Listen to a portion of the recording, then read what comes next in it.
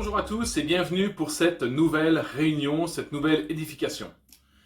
Après avoir apporté quelques réflexions la semaine passée sur le thème de la souffrance, j'ai eu à cœur de continuer sur ce thème des réflexions et je vous apporte aujourd'hui, en tout cas je vais essayer de vous apporter quelques réflexions sur le sujet, le thème de la musique.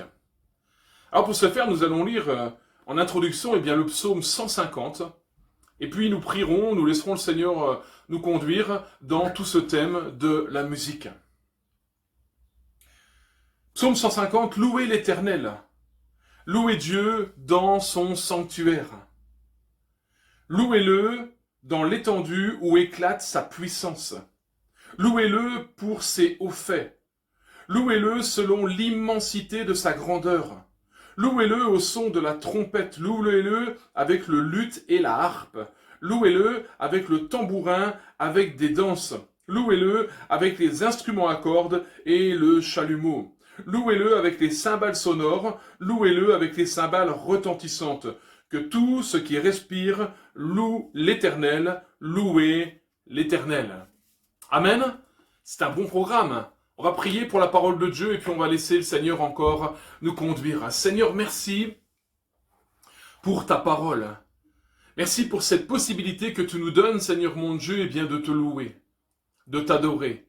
Seigneur mon Dieu, de te révérer, de t'honorer. Merci encore pour cette soirée, Seigneur, et je prie vraiment pour que ta parole, Seigneur, nous impacte, qu'elle vienne encore nous faire comprendre ce que nous devons comprendre de ta part. Seigneur, merci de bénir chaque frère, chaque sœur. Merci encore de nous encourager ensemble. Que ton nom soit glorifié, mon Sauveur. Je prie au nom de Jésus-Christ. Amen. Amen. Louez l'Éternel. La parole de Dieu est pleine de références à la musique, à la louange, aux instruments. Et il m'a semblé bon de pouvoir se poser des questions ce soir quant à cette musique. Qu'est-ce qu'en dit la Bible ?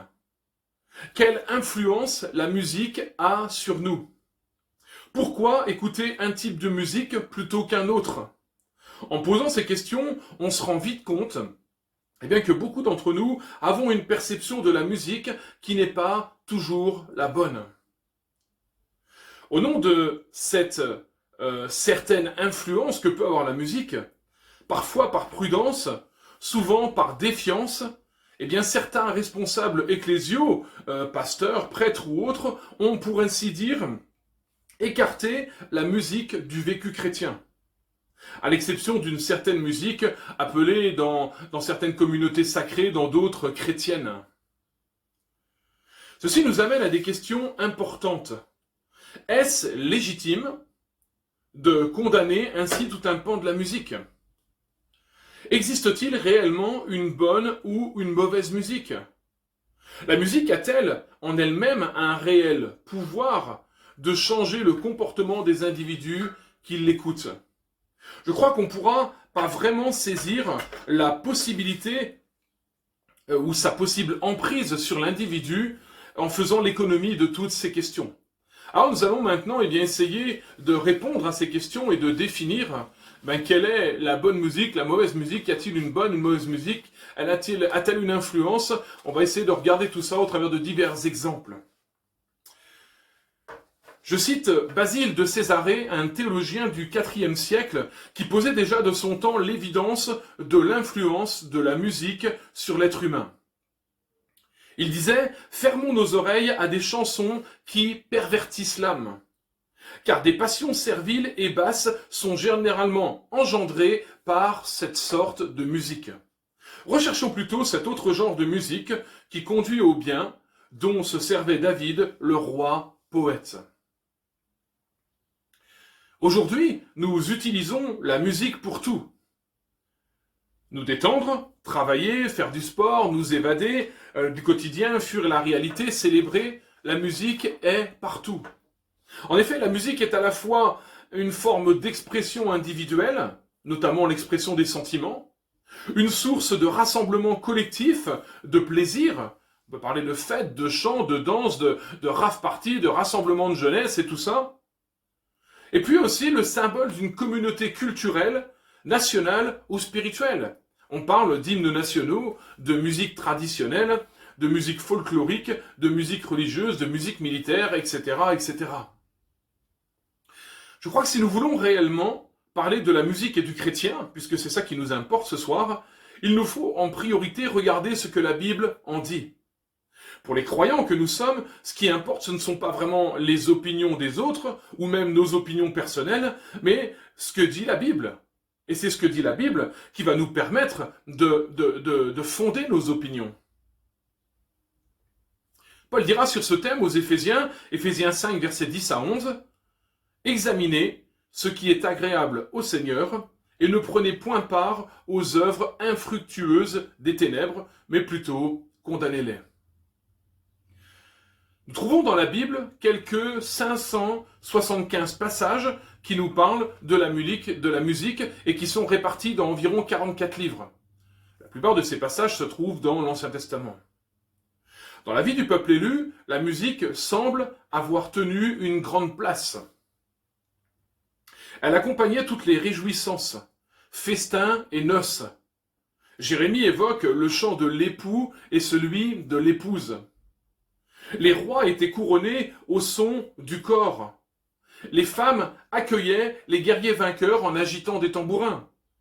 Le berger surveillait son troupeau en jouant d'un instrument, la harpe ou la lyre. David calma les excès de fureur de Saül au son de sa harpe. Myriam célèbre par un cantique le passage de la mer Rouge, en Exode chapitre 15, et Déborah la victoire des Hébreux sur Sisera. Le chant rythme la moisson et les vendanges. Il exprime la joie, mais aussi la douleur. Jérémie, d'ailleurs, va composer un chant funèbre sur la mort de Josias. Comme David, sur la mort aussi de Saül et Jonathan. Mais avant tout, la musique exprime la louange à Dieu, comme nous venons de le lire dans le psaume 150. La Bible nous indique que la musique date d'avant la création du monde, ce qui implique que Dieu lui-même en est l'auteur. D'ailleurs, l'Épître aux Colossiens, chapitre 1, verset 16, nous dit que tout a été créé par lui. Amen. Donc la musique en fait partie. La musique a été créée par Dieu. On retrouve dans la musique comme la signature du Créateur, les 7 notes majeures qui la composent. Or, nous savons que ce chiffre est symbolique de la perfection divine dans la parole de Dieu. Nous lisons dans le livre de Job, par exemple, Job, chapitre 38, versets 4 à 7, « Où étais-tu quand je posais les fondations du monde ?» demande Dieu à Job. « Déclare-le, puisque ta science est si profonde. Qui en a fixé les mesures, le sais-tu donc? Qui a tenu sur lui le cordeau d'arpenteur ? Dans quoi les socles de ces colonnes s'enfoncent-ils? Qui en posa la pierre principale d'angle? Quand les étoiles du matin éclataient unanimes dans les chants d'allégresse et que tous les anges de Dieu poussaient des cris de joie.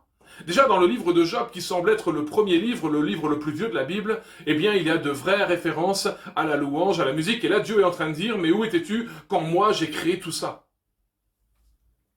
Nous lisons aussi dans Ézéchiel, chapitre 28, un passage qui est particulier et qui nous parle, de Lucifer, l'ange de lumière qui est devenu le diable et qui semble avoir été, chargé de la louange dans le ciel. Jusqu'au jour où le mal s'est trouvé en lui. On lit ce passage, Ézéchiel 28, versets 12 à 16. La parole de l'Éternel me fut adressée en ces mots, « Fils de l'homme, prononce une complainte sur le roi de Tyr. Tu me diras, ainsi parle le Seigneur l'Éternel. Tu mettais le sceau à la perfection. Tu étais plein de sagesse, parfait en beauté. Tu étais en Éden, le jardin de Dieu. Tu étais couvert de toute espèce de pierres précieuses, de sardoine, de topaze, de diamant, de chrysolite, d'onyx, de jaspe, de saphir, d'escarboucle, d'émeraude et d'or. Tes tambourins et tes flûtes étaient à ton service, préparés pour le jour où tu fus créé. » Oui, ce passage semble suggérer que Lucifer, l'ange de lumière, était chargé de la louange dans le ciel. Et j'y reviendrai tout à l'heure. Pour ce qui est de la musique sur la terre, il est aussi intéressant de constater que ce n'est pas un chrétien qui fut à l'origine des premiers instruments de musique, mais bien un descendant de Caïn. On lit ça en Genèse chapitre 4 à partir du verset 21. Les mecs prirent 2 femmes. Le nom de l'une était Ada, le nom de l'autre était Tsila. Ada enfanta Jabal. Je passe un peu. Le nom de son frère était Jubal. Il fut le père de tous ceux qui jouent de la harpe et du chalumeau. Tsila, de son côté, enfanta Tubal-Caïn, qui forgeait tous les instruments d'airain et de fer. Nous constatons donc que même la descendance de Caïn, fils d'Adam et Ève, fabriquait et jouait de leurs propres instruments. Au départ, ce n'était sûrement pas pour louer l'Éternel, puisque nous savons très bien que Caïn n'était pas favorable à Dieu.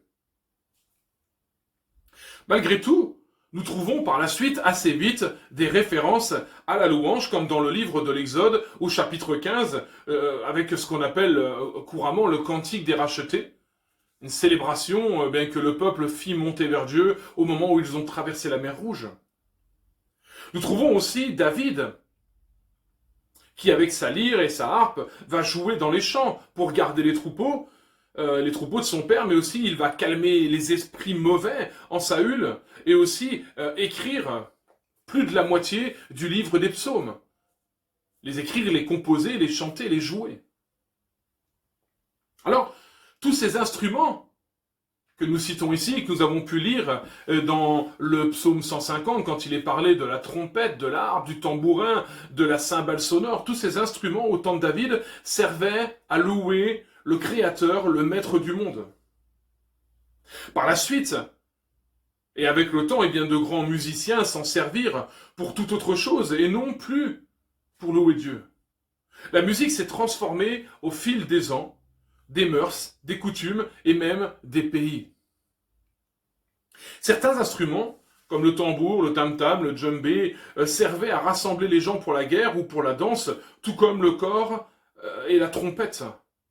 Ces instruments ont perdu de leur valeur. Ils sont redevenus à l'état primitif, en fait, j'ai envie de dire, comme au commencement, quand Jubal et Tubal-Caïn les créèrent et en jouèrent simplement pour leur divertissement, mais pas pour louer et adorer Dieu. Le but n'était plus, et n'est plus, dans la majorité du temps, pour louer et pour adorer Dieu. Alors je reviens maintenant à ce que je disais concernant Lucifer, qui est devenu Satan. Comme je l'ai dit précédemment, la musique a été créée par Dieu.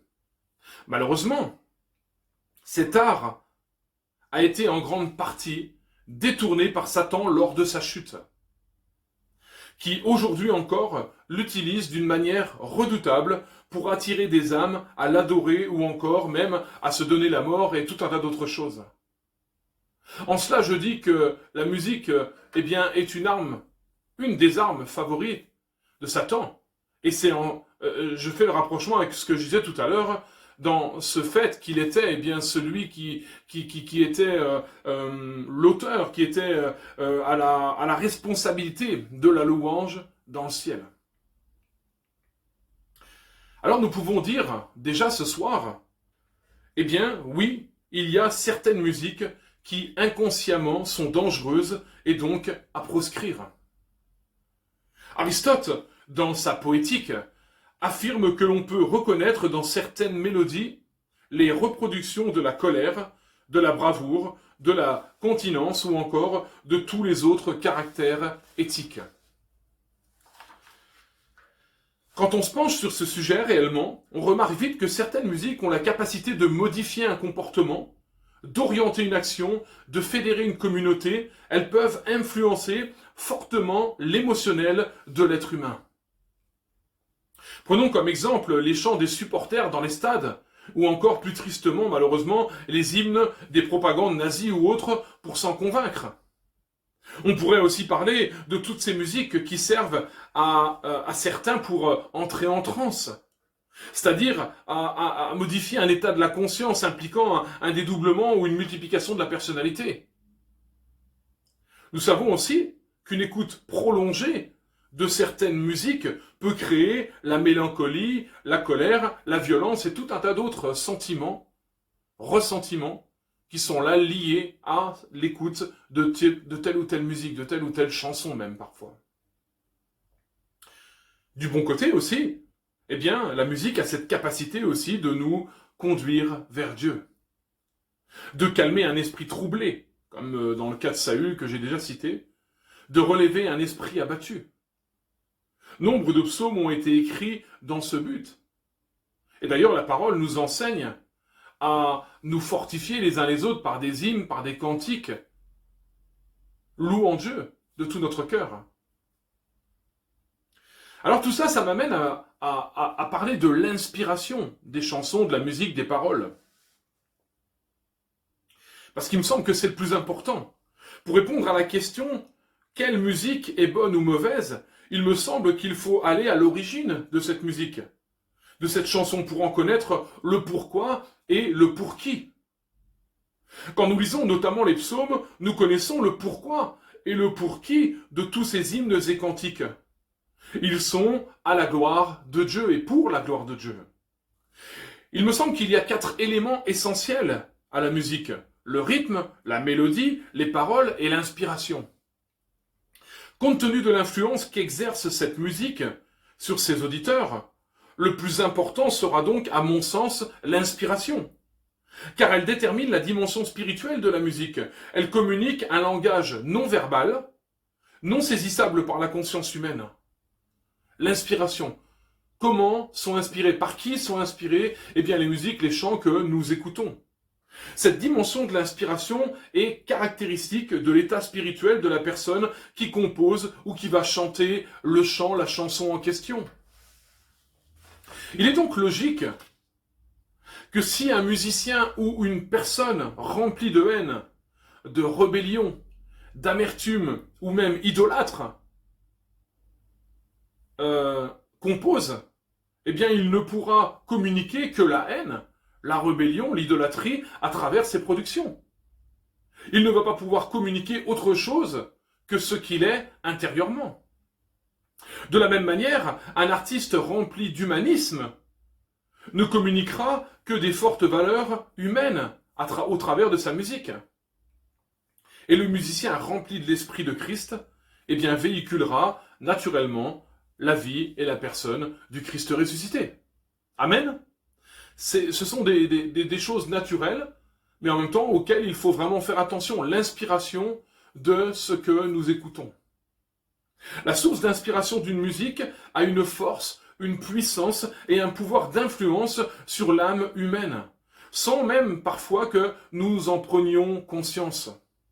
Bien évidemment, tout cela nous engage à analyser ce que nous écoutons et même à nous conduire à faire un vrai tri dans ce qui est néfaste pour notre être intérieur et ce qui, malheureusement, ne va pas dans le sens de notre croissance spirituelle. Nous comprenons ce soir que certains de nos états peuvent provenir simplement de ce que nous écoutons à répétition. Il n'est pas anormal que je ne ressente pas le désir de louer Dieu quand à longueur de journée, j'écoute de la musique qui ne m'invite pas, qui ne m'encourage pas à louer Dieu. L'inspiration, à mon sens, est aussi importante pour parler de l'instrument en lui-même. On a souvent dit que tout ce qui était branché ne louait pas Dieu. Guitare électrique, basse, synthétiseur et même parfois les batteries. Et évidemment, à l'inverse, le piano, le violon, etc., tous ces instruments étaient des instruments favorables à la louange dans l'Église. Il me semble que là, il y a quelque chose qui n'est pas juste. Je reviens sur l'inspiration et je crois personnellement que peu importe le type d'instrument utilisé, c'est l'inspiration qui est importante et j'ai envie de dire que j'affirme même ce soir que Dieu n'a rien contre un chrétien engagé, inspiré par lui, qui va se servir par exemple de sa guitare électrique pour adorer et conduire son peuple à l'adorer. Ce qui est important, ce qui est essentiel, c'est l'inspiration. Je vais citer un contre-exemple à ce que je viens de dire. Je citerai simplement Mozart, et je ne parle pas spécialement que Mozart était un chrétien ou inspiré, mais en tout cas, Mozart, on le connaît bien pour être un auteur d'exception. Et pourtant, quand on connaît son histoire, eh bien on sait très bien que la plupart, ou en tout cas un grand nombre de ses compositions, vont être dédiées à des rites maçonniques, simplement parce que Mozart était un franc-maçon. Et pourtant, c'est un piano, à l'écoute, c'est quelque chose de très traditionnel, de très beau, mais l'inspiration n'était pas la bonne. Attention à ne pas tomber juste dans des choses tout arrêtées, parce qu'on a entendu, parce que c'est comme ça. Moi, je crois qu'il faut aller dans la parole, chercher un petit peu tout ce qui est écrit, et en même temps, eh bien, faire preuve de sagesse, faire preuve d'intelligence, et laisser le Seigneur vraiment nous inspirer. L'inspiration, c'est ce qui est le plus important. Ce qu'il faut saisir, ce qu'il faut saisir ce soir, j'ai envie de dire, c'est qu'on ne sait jamais avec quelle intention tel ou tel artiste a composé ou écrit un morceau. Il est avéré que certaines chansons ont pour but de glorifier le diable. Et je dirais que tout comme un artiste, un musicien, un écrivain peut dédier son œuvre, sa musique à Dieu, il peut, eh bien, tout autant la consacrer au diable. Et là, eh bien, je dirais d'où l'importance de prendre les infos sur les auteurs de ce que nous écoutons. Et donc de ne pas écouter tout ce qui se présente ou tout ce qui passe sur les ondes simplement en disant c'est que de la musique, c'est que des paroles, il n'y a pas de problème, il n'y a aucun impact. Moi je crois qu'au contraire, il y a vraiment un impact dans les lieux spirituels et sur notre être et dans notre âme. Alors, on a parlé de l'inspiration, maintenant que dire des paroles? Les paroles des chansons sont-elles si inoffensives qu'il y paraît, qu'on peut nous le dire? Il me semble que quand nous chantons, nous proclamons, nous déclarons certaines choses dans les lieux spirituels. Quand je chante et que je dis que j'appartiens à Christ, c'est une réalité. La Bible affirme, dans le Proverbe 18, verset 21, que la mort et la vie sont au pouvoir de la langue.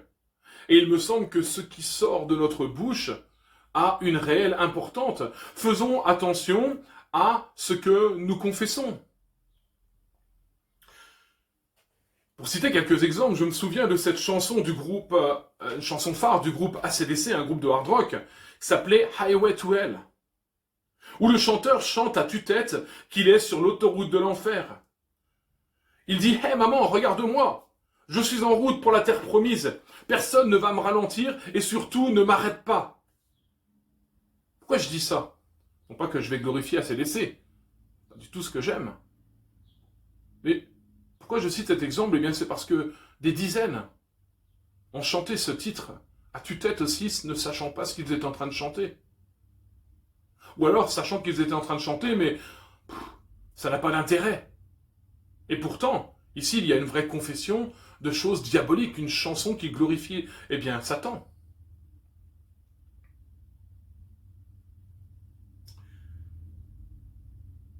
Combien ont chanté cette chanson sans en connaître le sens ou le connaissant mais se fichant éperdument de ce qu'il proclamait?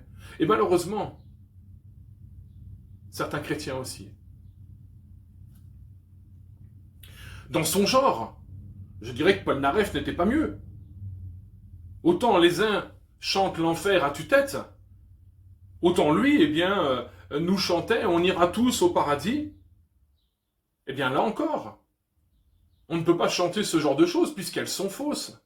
Puisque ce n'est pas biblique, c'est non conforme à ce que dit la Bible. Alors attention à ce que nous proclamons, attention à ce que nous écoutons. Il est à mon sens déconseillé de toute façon de chanter des paroles dans une langue que l'on ne maîtrise pas, dont on ne connaît pas le sens. Je dirais attention, parce que nous pouvons proclamer tout un tas de choses que nous ne maîtrisons pas. Paul encourage les Éphésiens dans le même sens.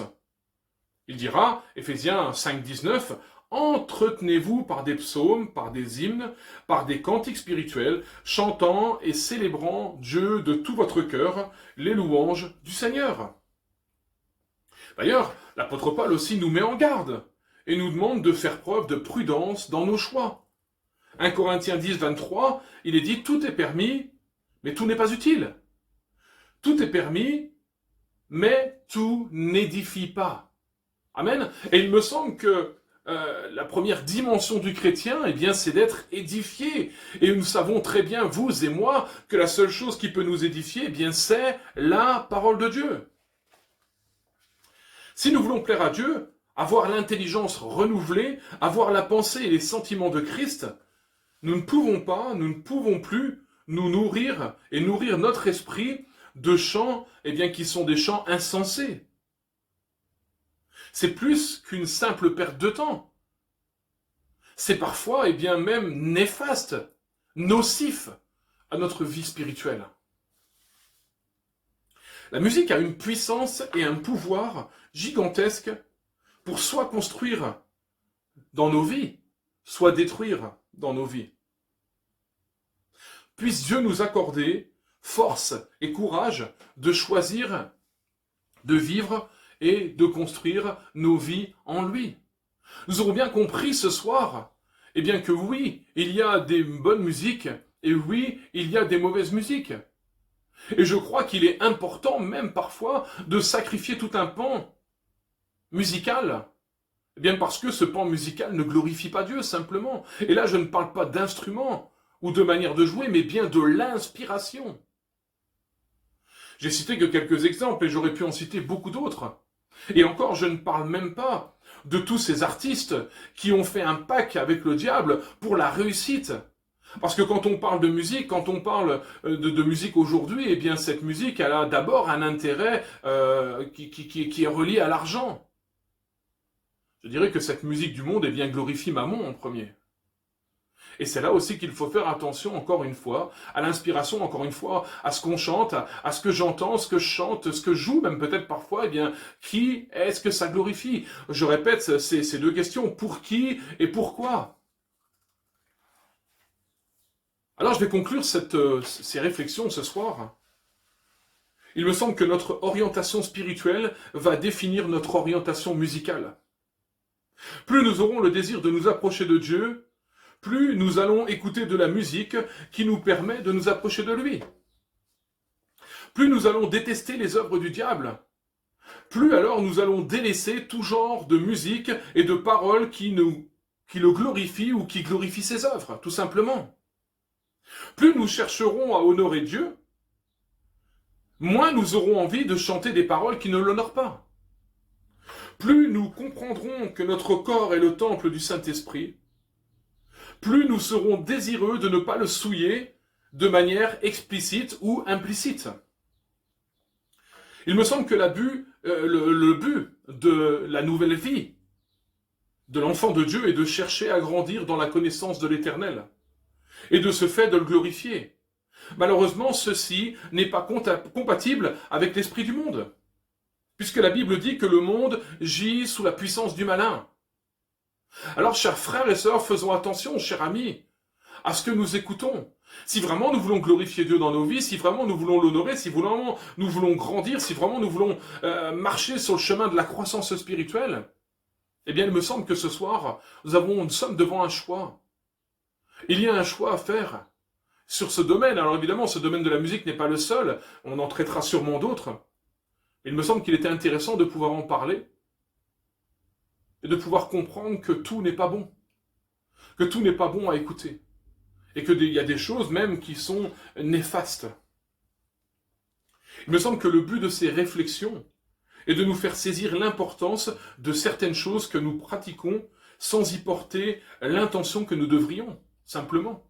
Faisons des choses, des fois, eh bien, par automatisme ou parce que ça a toujours été comme ça, mais réfléchissons aujourd'hui, commençons à réfléchir sérieusement sur est-ce que mes pratiques sont bonnes? Est-ce que je dois continuer? Est-ce que je dois arrêter? Qu'est-ce que je dois faire?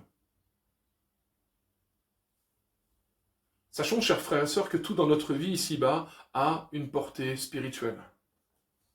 Alors prions le Seigneur, eh bien, qu'il nous accorde tout son discernement, mais aussi tout son courage pour réformer nos pratiques et tout ce qu'il doit l'être dans nos vies.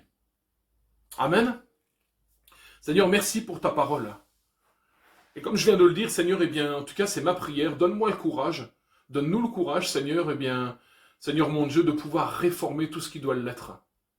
Donne-nous, Seigneur, tout ton discernement, afin que nous puissions peut-être ce soir et peut-être demain, dans les jours qui viennent, eh bien discerner dans nos vies ceux qui ne te glorifient pas. Ce n'est pas des grands péchés peut-être, il y a comme des choses qui ne te glorifient pas, Seigneur, et je prie vraiment pour que tu puisses, Seigneur mon Dieu, nous conduire dans ta vérité, dans ta justice, dans les choses qui te glorifient, dans les choses qui vont t'honorer, dans les choses qui vont nous permettre eh bien, de grandir spirituellement avec toi. Seigneur, nous avons besoin de ta grâce. Sans toi, nous ne pouvons rien faire. Et je prie vraiment pour chacun, pour chacune ce soir, pour l'un, pour l'autre, afin, Seigneur mon Dieu, qu'ensemble, nous puissions, Seigneur mon Dieu, bien réformer nos vies, réformer nos habitudes même peut-être. Et que, Seigneur, tout en nous, eh bien, puisse te glorifier. Et que, comme disait ce psaume, eh bien, nous puissions louer l'Éternel. Seigneur, merci encore pour ta parole, pour ces réflexions. Seigneur, permets qu'elles puissent germer et porter du fruit en nous. Que ton nom soit glorifié, mon Sauveur. Amen. Amen. Voilà, bonne fin de soirée à vous et à bientôt, à dimanche pour ceux qui pourront être présents. On se retrouve à 10h à l'église. Soyez bénis.